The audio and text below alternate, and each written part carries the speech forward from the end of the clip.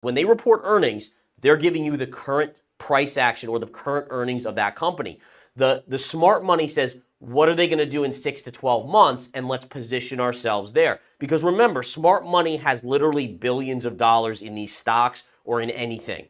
And so they can't on a dime just say, hey, let's sell our $5 billion of NVIDIA, right? They can't do that. They have to do it ahead of time. They have to start working out of positions. And the markets, I don't care if it's crypto, if it's stocks, what you see is investors position themselves based on 6 to 12 months out. That's just what they do. That's how we work. We always position ourselves for the next move, not the current move.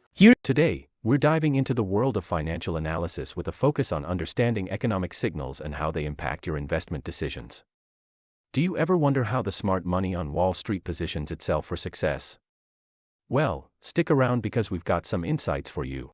So what we can see here very clearly, guys, take a look at this. We see this news coming out this morning. U.S. unit labor costs higher in the second quarter than initially thought. What does that mean? Let's translate that. Unit labor costs. Costs are inflationary. All right, so right off the bat, that's an inflationary headline. That's inflationary economic news. So that is a very important point here. The reason why that's important, folks, is because, again, the only way the Fed can stop raising and start lowering interest rates, which is what the market craves, is if we see inflation continuing to come down. Lately, we've seen oil go up, and oil again, nearing $90 a barrel. We've seen gasoline. We've seen other costs going up, and that is putting a major cramp in the Federal Reserve's ability to cut these type of things. All right, another thing, check this out. Employment claims.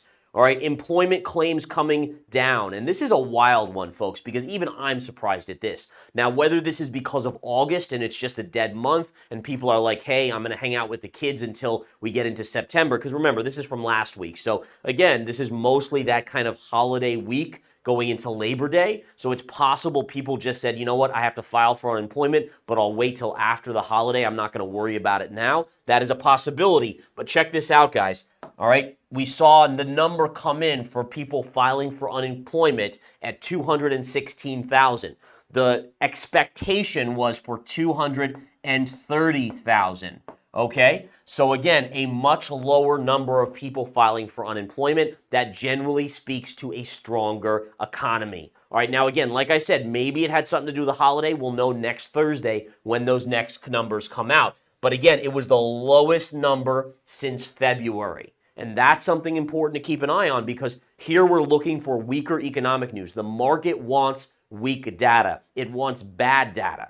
Bad data right now puts the Fed on the sidelines. It means hiking is over. We're not seeing that. So the November rate hike, which again, the markets are kind of 50-50 on, now after the data today and the unit labor costs could be starting to spike just a little bit in terms of expectations. The US dollar, and it is climbing. This is the Dixie, and this is the daily chart, right? So I put in my trend lines. I want you guys to be all kind of focused on the trend lines here. But here we clearly see that the Dixie continues to move up. It is higher today. If I zoom in, I'll show you here. The dollar, again, on the back of this news, is going higher. So here you are, right? This is today's candle right here, and that, again, is moving up. Now, again, I'm a skeptic. I think that we're closer to the end of the dollar run than the beginning. But again, news like today, you're watching for the price action. And I'm going to tell you this, guys.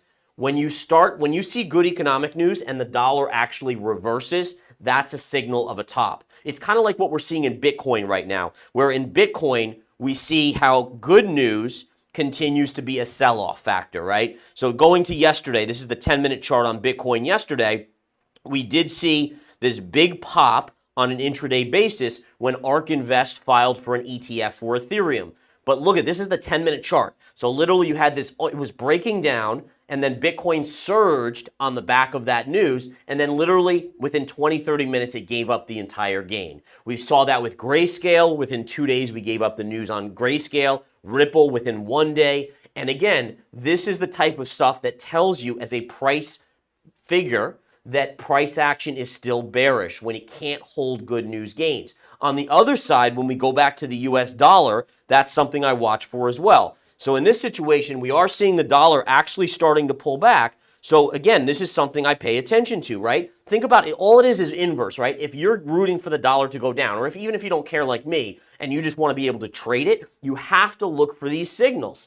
So what did we just see on the Bitcoin chart? Bitcoin generally has been bearish because every time it gets good news, it pops, right? It pops and then it reverses that move to the downside, okay? Now here on the dollar, and this is still early in the day, but here we had that news, the good economic news, the dollar popped on the 10-minute chart, and look at what's happening to the dollar right back down. So that's something that I'm going to pay attention to. I'm not going to say it's anything significant yet, but again, as I said, based on my analysis, there's far too many people now bullish on the US dollar, and that concerns me as it usually signals a top. In addition, if you go to the daily chart of the US dollar, look at the run the dollar's had. I mean, in all fairness, if you look at this chart, this is a chart that probably is getting closer to the end of its run than the beginning, and that's what we're going to see. Maybe it gets up here, which is just a little higher, about 50 cents higher on the Dixie, but either way, to me, this is starting to look like an extended chart. All right, next we take a look at the 10-year yield. Now, this is another important one. All right, now, the bond market is known as the most important market out there. It's the biggest market in terms of money. You might think the stock market's bigger, not even close. The bond market is way bigger, and when you hear about smart money, when someone says, hey, where does the smart money play? The smart money plays in the bond market. That's just the facts of it. It's more money, it's bigger institutional money. That's where it is. So what you also want to do is you want to look at the 10-year yield and see what that's doing. And essentially what I'm doing is I'm trying to take you through my mindset of when I get economic news, I see, okay, the media is telling me that expectations were here, we came in here, or we came in here. Now, what do? My first process is to look at the US dollar right now, then the 10-year yield. And what I'm doing is I'm not going by what the mainstream media is telling me, what people are telling me, oh, this was a good number, this was a bad number. No, I go to the actual price action. And the price action will tell us more about it. Because what this can tell you is if yields, and by the way, yields were popping to 4.29%, now they're starting to come back in. If yields start to fall, what does it tell us? It tells us that smart money in the bond market does not believe that the jobless claims numbers that came in stronger or unit labor costs are anything significant, and in fact, they're expecting an economy that's going to weaken, and therefore rates would come in. You see what I'm saying here? How you kind of don't want to just look and say, this is the same thing with earnings, by the way. A good example of this was NVIDIA, right? So NVIDIA, we know that NVIDIA had these great earnings. The stock was up after hours a mile, up to $520. The next day it fell and closed at like $470. It was basically flat on the day. To conclude, understanding economic signals and how they impact different asset classes is essential for smart investing. Keep an eye on unit labor costs, unemployment claims, Federal Reserve actions, currency movements, and the bond market. These indicators can provide valuable insights into where the market might be heading. Before we wrap up, we'd love to hear your thoughts. Are you positioned for the next bull run, or are you adjusting your investment strategy based on these signals? Share your thoughts in the comments below.